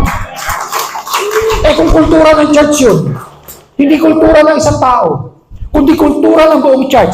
Isipin nyo kung gaano ka-powerful ang church na yon dahil ang mata ng Diyos nakatingin sa church na yon. Hallelujah! Hallelujah! Kaya nga sabi ng Bible, those disciples na unlearned, pero fully committed, they turn the world upside down for Christ. Hallelujah! Hallelujah! Oh, maraming sana akong sabihin. Masyado na mahaba. Si Paul, a servant of Christ. Sa Corinthians, para siyang inaatake. Parang sinasabihan ba, secondary apostles ka lang. Hindi ka original 12. Kumbaga sa atin, saling pusa ka lang. Wala ka nung panahon na naglalakad si Jesus Christ sa lupa. Dumating ka lang nung magpakita siya sa daan. Pero lahat sila, hindi sila uubra sa commitment ni Paul. Sabi niya, 3 beses akong hinagupit. Pinagbabantaan ang buhay ko. Ilang beses akong naging peligro sa dagat. Gusto akong patayin, inuhulog ako sa basket. Ang daming naranasan ni Paul. Pero hindi nagbago ang commitment niya. Ano ang sabi niya sa dulo? None of these things moves me. Grabe. Kasi nga, nasa kanya yung lalim ng commitment. To me, to live is Christ. And to die is gain. Makita niyo yung lalim ng commitment? Kaya si Paul, hindi lang first missionary, second missionary, hanggang third missionary journey. Bakit? Grabe yung commitment niya. Pero yung nasa 12, nabasa niyo ba yan? Marami ang pangalan nila? Wala. Pero si Paul, sawa-sawa tayo sa pangalan niya. Kasi minarkahan siya ng Diyos, kahit secondary apostle siya, pero yung commitment niya, napakalalim. Hindi mahalaga kung late bloomer ka sa Panginoon. Hindi mahalaga kung ang iba 20 taon na, ikaw 2 taon lang. Hindi tinitignan ng Diyos ang edad. Ang tinitignan ng Diyos, gaano kalalim ang pagpapalaga mo sa Panginoon. Hallelujah! Gaano kalalim. Alam niyo po, in every struggles we encountered, doon nasusukat ang ating commitment. Yun si Paul. Tines siya, pero nakapasa. And I pray, makapasa din tayo sa commitment na binigay ng Panginoon para sa atin. Last na lang. Okay pa ba last? Okay ba? Oh, happy birthday to you na nakakanta na tayo. Okay. Then, second, gawin ko na lang ito mga 20 minutes. Kasi 6 o'clock dapat tapos na tayo. First, the culture of commitment. Maraming culture to eh.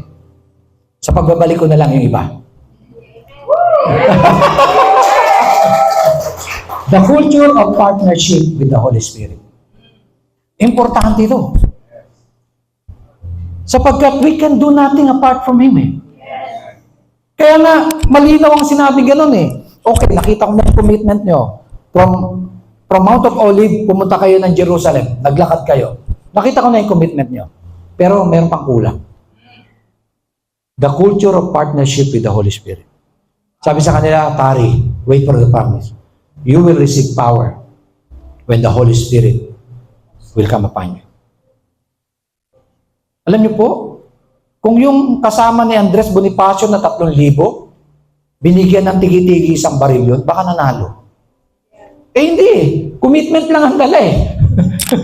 Dala lang ang commitment tsaka bolo eh. Di ba? Ibig sabihin, okay ang commitment, pero kulang sa sandata. Kaya bago makadikit, labaril na.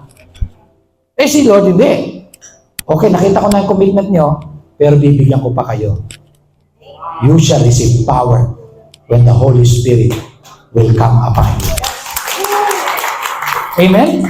Amen? Kaya si Paul, kita-kita nyo, no? Sabi, grabe ang commitment ni Paul. Yes. Pero hindi natin nakita yung sa likod nun. Yung kapangyarihan ng Holy Spirit na nilagay sa kanya. Di ba ba?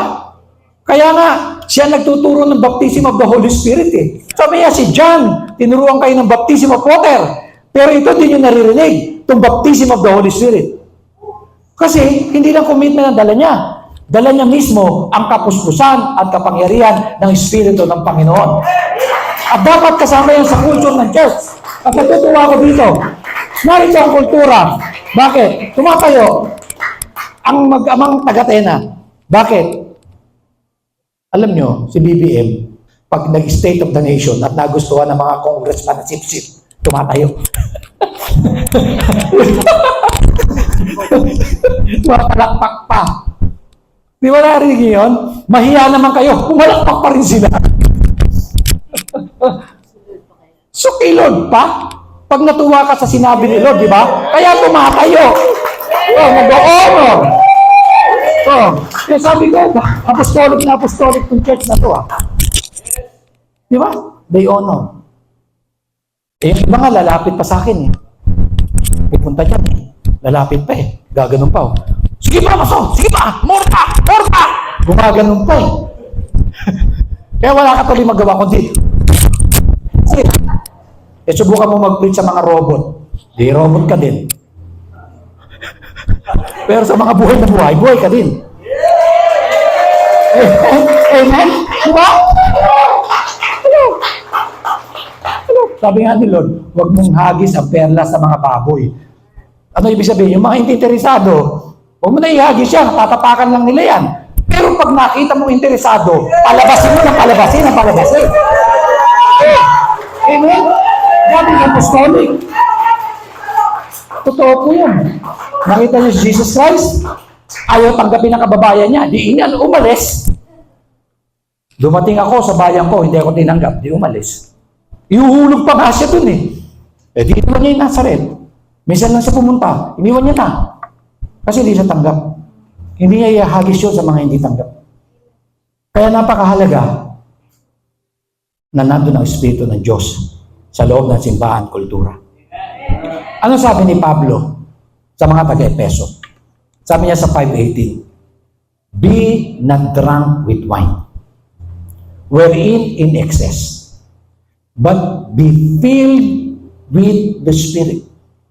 Kaya nga sabi ni Pablo, walang kayabangan, sabi niya, kung meron sa inyo nagsasalita ng ibang wika, ako ang pinakamaraming pagsasalita ng ibang wika. Indirectly sinasabi niya, kung puspos kayo, mas puspos ako.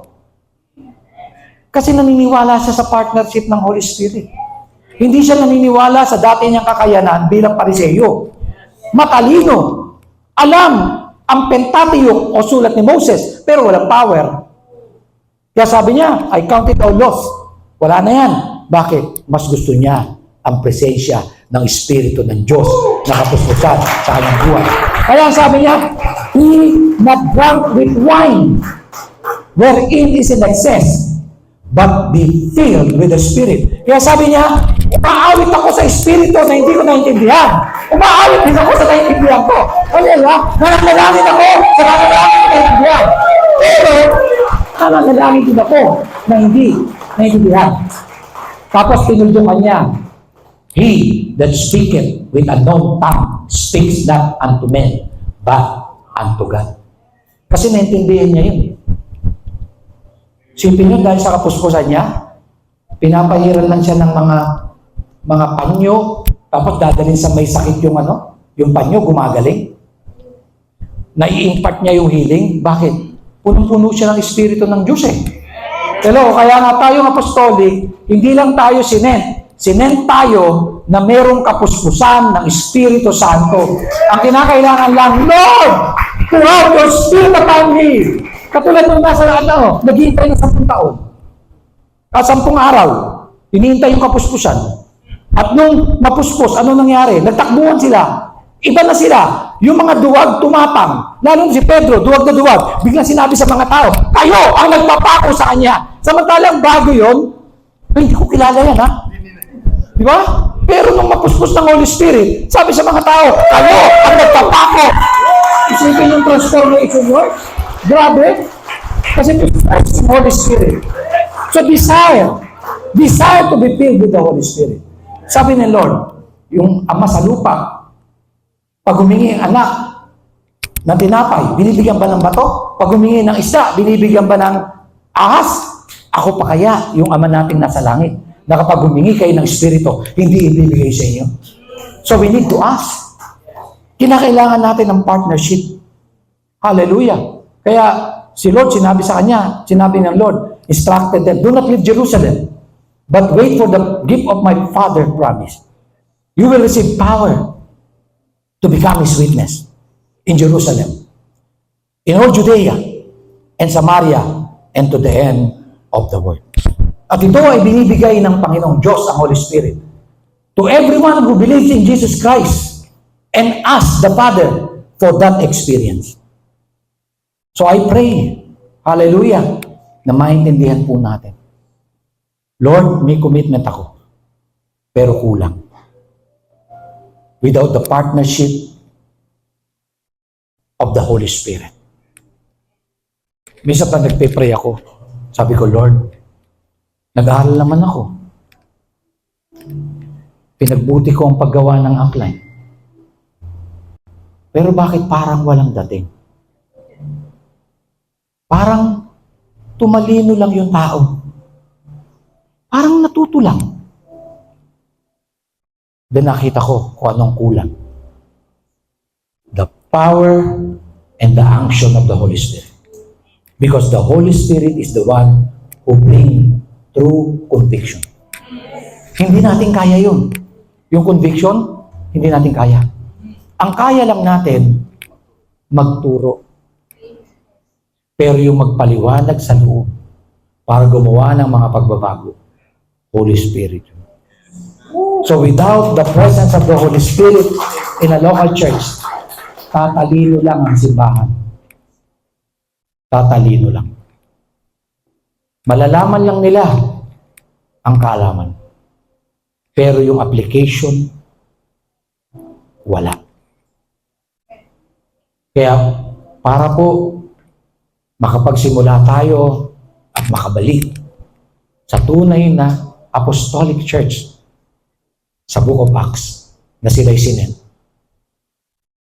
Isa ang unang pinakita doon, ang kanilang commitment. Kaya ba nilang pumunta sa Jerusalem? Nakatakot-takot ang panganib. Na kaya ba nilang tumulad sa Panginoon na ipako sa krus. Dahil follower sila. Yung 120 kaya, yung 380 hindi. At nung nandun na yung 120, binilin sa kanila, huwag kayong lalabas, huwag kayong aalis. Hintayin nyo ang pangako ng aking Ama. At nang dumating ang Espiritu ng Diyos, alas 9 ng umaga, tumakbo sila palabas. Ano nangyari? 3,000 ang tumanggap sa ating Panginoon. Saan nag-start? Commitment. Then, the power of the Holy Spirit. I pray na itong kulturang ito ay maumpisahan natin. Na kaya tayo pumupunta rito dahil hindi tayo may kaibigan. Kaya tayo pumupunta rito dahil hindi sinabi ng ating magulang, pumunta ka, kung hindi, wala kang baon sa eskwela. Hindi tayo pumupunta rito kasi nakita natin yung crush natin nandito. Kundi pag tinanong, bakit ka pumupunta sa simbahan na yan? Kasi itinilaga ko ang buhay ko sa Diyos ng simbahan. And that is true commitment. And then sa simbahan na yon, na meron true commitment, God can open the windows of heaven and pour out His rain. And the rain will become flood. And the flood become waves. And the wave will transform the physical and spiritual landscape of the church. Tayo lahat ay tumayo. And I want the worship team just to lead us in worship. Then I will pray. I will minister. At kapag ka merong leading ang Holy Spirit for impartation, I will pray for impartation. Hallelujah. Yes, Lord. That we will give true worship unto you, God. That there is true commitment over our lives. That you are here, Lord God. That there is revival sitting in this place. That there will be a new culture in this place. In the name of Jesus, that there will be set a flame in our hearts. A new flame, Lord. That you are moving in our midst. And you are working this new flame in our hearts. That you are the light in our darkness. Hallelujah. I worship you.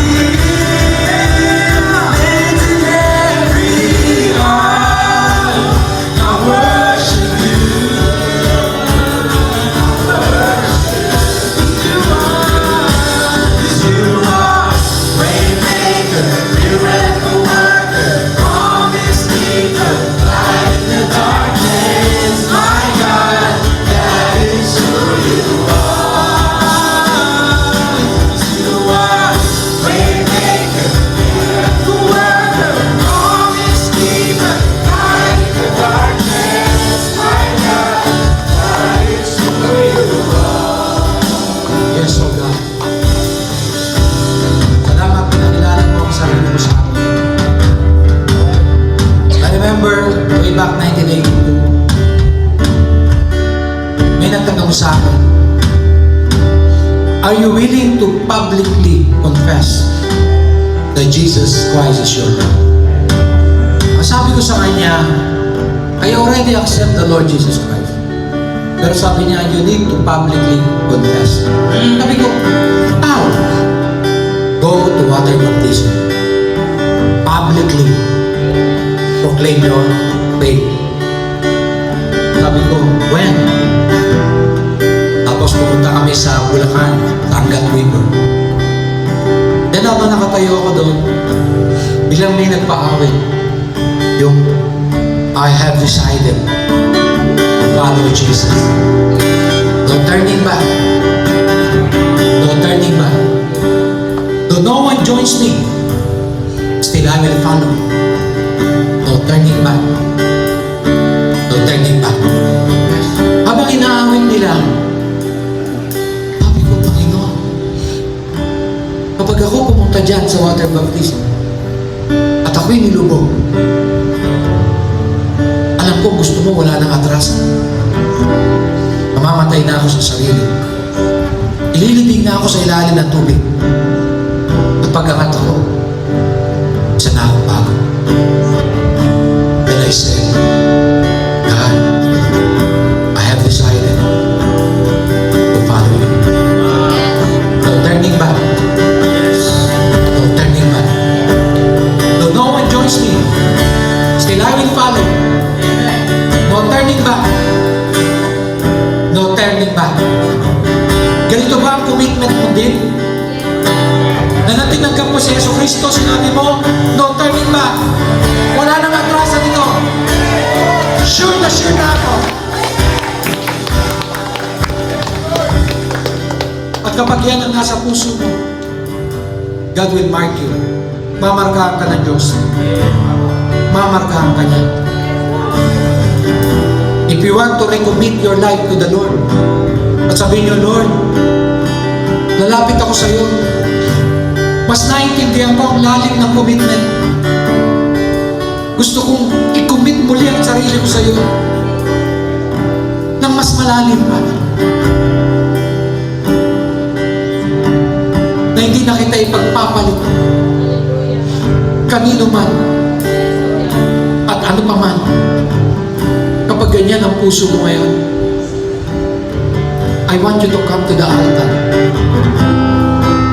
at sabihin mo, Lord, here I am.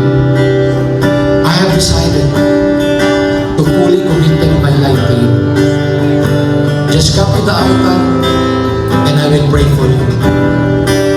Kung nais mo, just come and I pray for you. Hallelujah.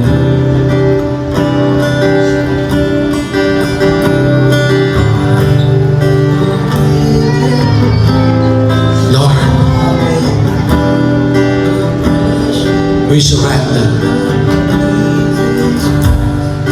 We surrender. We surrender. Just pray. Just ask God. He's here. He's here. He's here. Hallelujah.